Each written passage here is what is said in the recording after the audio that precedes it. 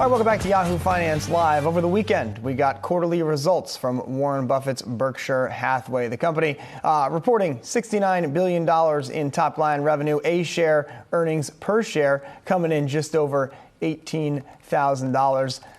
I think that's more fun than the B shares, which are divided by 1,500, gets you to $6.70 adjusted earnings per share. Always liked the nice big 5-digit earnings per share that you only get, of course, Berkshire Hathaway A shares trading in the, I think, mid 300,000 at this point, 400,000, something like that. But of course, the big headline here continues to be the cash pile that Warren Buffett is sitting on, some $141 billion as of the end of the second quarter, and how Buffett is putting some of that cash to work, of course, with Berkshire repurchases. Joining us now to discuss all things Warren Buffett and Berkshire Hathaway, Yahoo Finance editor-in-chief Andy Serwer. Andy, the buyback story for Berkshire, of course, is has been ongoing, but has really, over the last couple of years, taken on a new phase as we saw those buybacks reinstituted. And, I mentioned this morning in the morning brief, people will ask, what will Buffett buy? And I suppose the answer is right in front of us. There's not going to be another big acquisition, at least so far as Warren Buffett currently believes.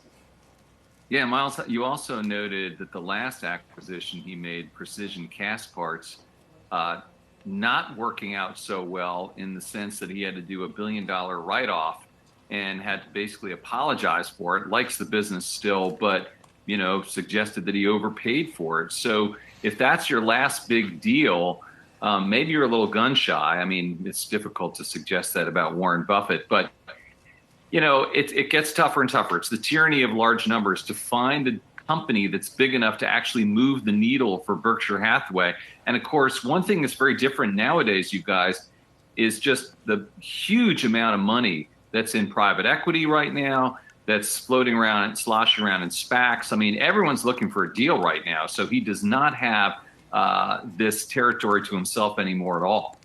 Well, and there are also fewer deals, of course, Andy, is the other side of that, right? So what can we sort of extrapolate, not just about Berkshire itself and the environment, but the bigger environment here? Yeah, well, I mean, as Myles can tell you, I've been saying things have been frothy for too many years. So, things are frothy. There's no question about that. And there's just so much liquidity out there. And with Berkshire, it's a tough place to be, I guess. You got your $140 billion in cash, which sort of is at the same level it was before. You've got a situation where you're buying back stock. It's a little bit less than the prior quarter. There's nothing to buy. Your investments are doing okay. I mean, he had a big snapback. We shouldn't undersell that point. Operating revenue up 21%, operating earnings up 21%, the stock up 23% year to date. But really kind of a steady as it goes quarter. And, I think that's kind of reflective perhaps of what you guys were talking about in the previous segment, which is, we're kind of climbing this wall of worry right now with the Delta variant. And, that is kind of, you could argue, not a bad place to be. It makes it difficult to buy things, but it's kind of an ultimate hold market, right? And do you think part of the hesitance on the part of Buffett to go out and buy an acquisition signals it's going to be a different Berkshire Hathaway when he is no longer at the company, and perhaps some of these companies that they do own, maybe they get spun off. Maybe some of the stakes in these companies like a Coca-Cola, maybe they get sold off too. Yeah, I mean, speculating is the ultimate parlor game, right, Brian, for Berkshire shareholders and Berkshire watchers. It's funny because, he's going to leave his successor in a more difficult situation than he's in the sense that, again, finding things is harder than ever, right? So it's not like, oh, gee, I'll just, go and buy the MGM film library. Well, Amazon just did that. There's just so many people out there looking for these things. And when you do a deal like Precision Castparts, there is a tremendous amount of risk because you're buying something that's so big. And so, if it is Greg Abel and company, it's going to be very difficult to fill those shoes. And maybe it is just on autopilot. And, there are a lot of people out there who have suggested what you're saying, Brian, that like the next CEO of Berkshire Hathaway is going to be the person who spins things off. And that would be a very different company because, buy and hold forever with a great manager in place running a great business has been the MO of this company for many, many decades. And perhaps, we're staring at the future of Berkshire, or have been for some time, with Ted and Todd, Ted Weschler and Todd Combs running the equity parts of the business, of the holdco, as we can call it. That's where the returns will likely come from, the diversification, as it were. And then, the other thing gets sold down. And Andy, it also struck me going back and rereading this year's annual letter. Warren Buffett spent some time talking about how bad conglomerate structures can often be. And I thought, sort of telling Berkshire shareholders, I've always tried to not end up being a bad conglomerator, which he says have earned their reputations.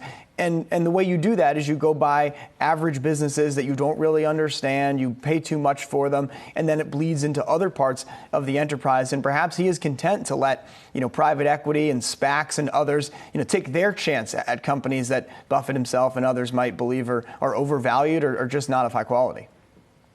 Yeah, I mean, isn't it funny, Myles, that, there's a couple points like that where he says, it's bad when you do this, except when I do it, it's okay.